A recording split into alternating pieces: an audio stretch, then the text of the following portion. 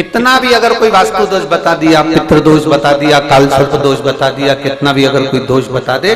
तो पीपल का जो जल वृक्ष में से झड़ता है, कभी कभी आप उसके नीचे हाथ रखकर देखना, थाली रखकर देखना, उसमें पत्थर पर देखना, तो वहां पर भी पानी के निशान आपको मिलेंगे, बूंद के निशान मिलेंगे।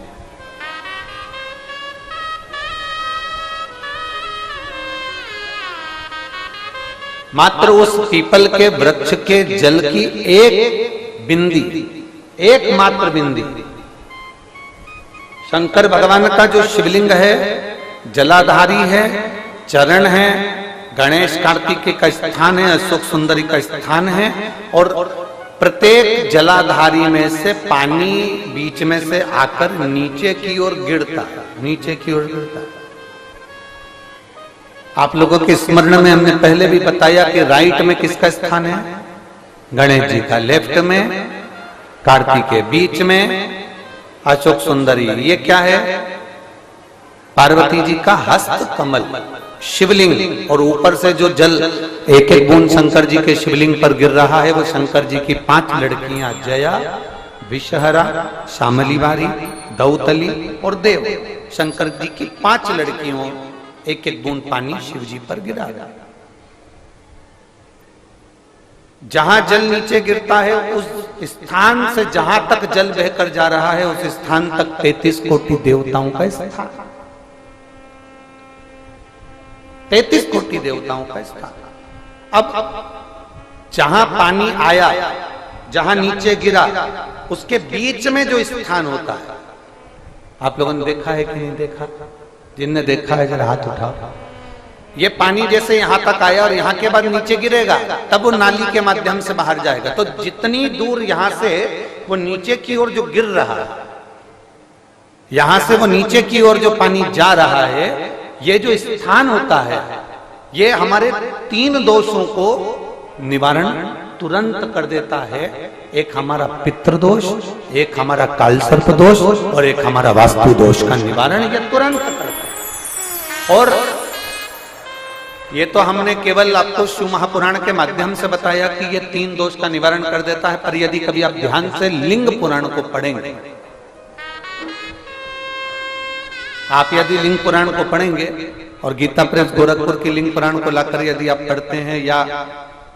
गीता प्रेस गोरखपुर की शिव अंक को भी आप अगर पढ़ेंगे, उसका नंबर हमारे स्मरण में नहीं आ रहा है, शिव अंक को भी अगर आप पढ़ेंगे तो उसमें भी आपको वर्णन मिलेगा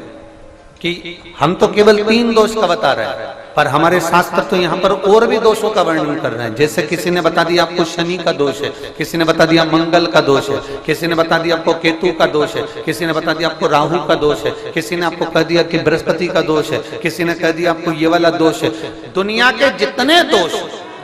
दोष,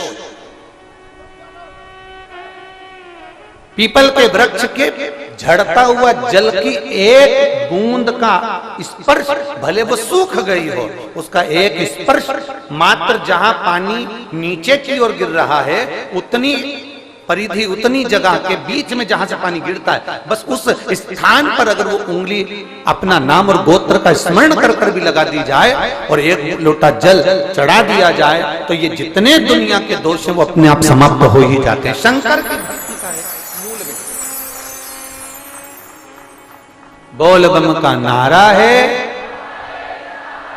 और अच्छे से समझ लो, जरा ध्यान में आ जाए आप लोगों के, नहीं तो गलत कर बैठो तो बहुत स्मरण रखिएगा। शिवलिंग जलाधारी, जलाधारी में से पानी बहता है, नीचे की ओर जाता है। जितना मोटा शिवलिंग की ये जलाधारी होती है, उसमें से पानी जहां नीचे गिरता है, जितनी भी मोटी हो, उसमें कहीं पर भी आप बिंदी लगा सकते, कहीं उस स्थान पर आप कहीं पर भी उस बिंदी को लगा सकते। कोई कह दे तुमको कि तुम्हारा मंगल गड़बड़ है, कोई कह दे तुमको तुम्हारा राहु गड़बड़ है, कोई कह दे तुमको तुम्हारा केतु गड़बड़ है, कोई तुमसे कह दे तुम्हारा बृहस्पति गड़बड़ है, तो समझ लेना कि हमारे ग्रह की दशा को सुधारने के लिए ये जो स्थान है, बस उस स्थान पर एक बिंदु बहुत एक। अब आज के जमाने में आपने देखा होगा, जब से आप शंकर जी को जल चढ़ाना प्रारंभ करें, जब से आपने शिव महापुराण की कथा सुनना प्रारंभ करी, तब से आपने सुना होगा कि कोई भी अब ज्यादा आपको सुनने को नहीं मिलता कि वास्तु दोष हो गया, कि पितृदोष हो गया, कि कालसर्प दोष हो गया। इसके पहले का जो समय था, उस समय किसी को भी पत्रिका दिखाओ, किसी के पास भी जाओ, वास्तु दोष, कालसर्प दोष, पितृदोष, ये सारे दोष चलते रहते थे। पर तुमने जो एक लोटा जल शंकर भगवान को समर्पित करा, तुम्हारा चढ़ा हुआ जल उसी स्थान से नीचे गिर रहा है जहां हमने बिंदी लगाने का बताया, वहां से नीचे गिर रहा है, तो तुम्हारा दोष जल चढ़ाते चढ़ाते अपने आप वो दोष समाप्त होता चलेगा। सारी समस्या का हल एक ही लोटा। आप जो भगवान शंकर को समर्पित कर रहे हैं, आप भगवान शिव